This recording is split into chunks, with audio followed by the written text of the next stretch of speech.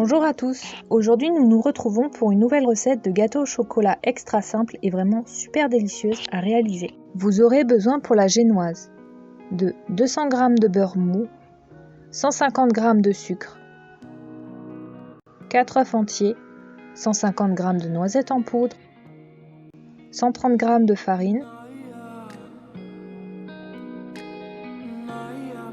Vous aurez besoin pour la crème de 150 g de fromage frais, 200 g de crème fouettée, 125 g de mascarpone, 50 g de sucre, Nutella et Ferrero Rocher.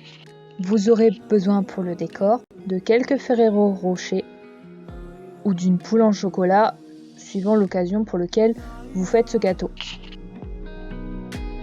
Dans le bol d'un robot à pâtissier ou un saladier, ajoutez les 200 g de beurre mou, les 150 g de sucre, les 4 œufs entiers, les 150 g de noisettes en poudre, les 130 g de farine plus le sachet de levure chimique, les 60 g de cacao en poudre, la pincée de sel,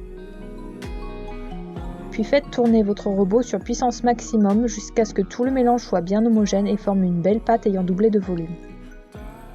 Mettre la pâte dans un moule à charnière rond de 24 cm de diamètre avant de le mettre au four préalablement préchauffé à 180 degrés pour une durée de 20 à 25 minutes, tout dépend du four que vous avez. Dans un saladier, ajoutez les 500 g de fromage frais et les 125 g de mascarpone.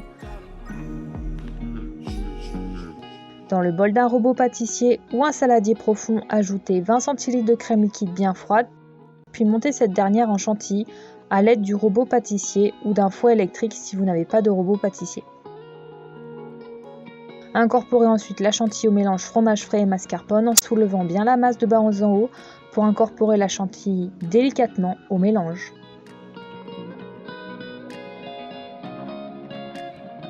Une fois votre génoise bien cuite et bien refroidie, venez la démonter pour la mettre dans un plat de service.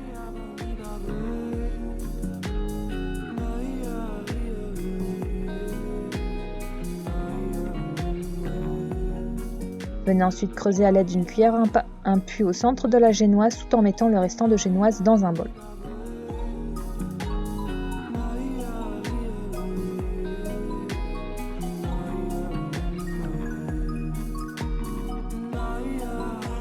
Venez ajouter une cuillère à soupe de pâte à tartiner à la noisette et crêpe dentelle au centre du puits que vous avez creusé juste avant.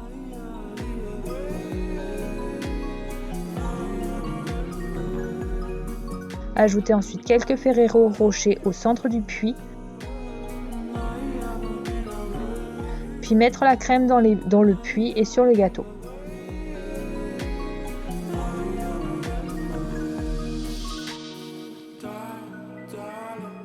Avant de venir émietter la génoise que l'on a réservée précédemment au centre de la crème.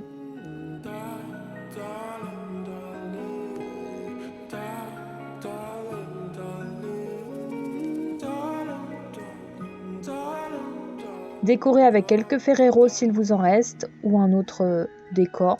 Pour ma part et en l'occasion de Pâques, je l'ai décoré d'une petite poule en chocolat. Et voici, votre gâteau taupinière est fin prêt, il ne vous reste plus qu'à le déguster. Quant à moi, je vous donne rendez-vous mercredi prochain pour de nouvelles recettes tout aussi délicieuses les unes que les autres. Surtout, n'hésitez pas à vous abonner à la chaîne pour nous soutenir, mais aussi activer la petite cloche se trouvant à droite du sigle Abonne-toi pour être au courant des dernières recettes qui sortiront sur la chaîne. Commentez et partagez. Bonne dégustation!